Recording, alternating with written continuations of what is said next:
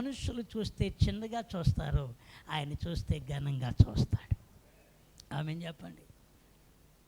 మనం ఊహించే ఊహలు వేరు, ఆయన జరిగించే కార్యాలు వేరు. మన ఊహలకు మించిన కార్యాలు దేవుడు జరిగిస్తాడు. స్తోత్రం చెప్పండి. ఫెయిల్ అయిపోయావా? చదువులో వెనకబడుతున్నారు పిల్లలు. ఉద్యోగం విషయంలో ఒకవేళ ఏదైనా ప్రమోషన్లకు ఎదురు చూస్తున్నారా?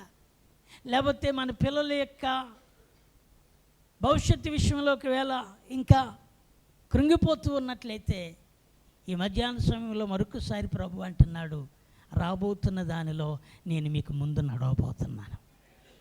స్తోత్రం. అని తప్పక చేస్తాడు. అయితే మనము పేతురు అలాగ మాట్లాడి విసుగుదల పడేవారు కాకుండా ఆయన హత్తుకుని ఉండాలి. స్తోత్రం.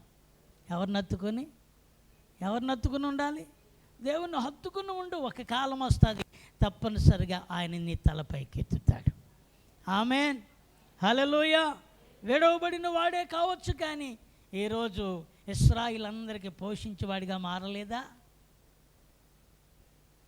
అమ్మివేయబడినే వాడు కావచ్చు, కానీ ముందుగానే యేసేపు ఒక మాట అంటాడు, ఇలా జరుగుతుందని దేవుడు నన్ను ముందుగా పంపించాడని అంటాడు. దేనికి స్తోత్రం.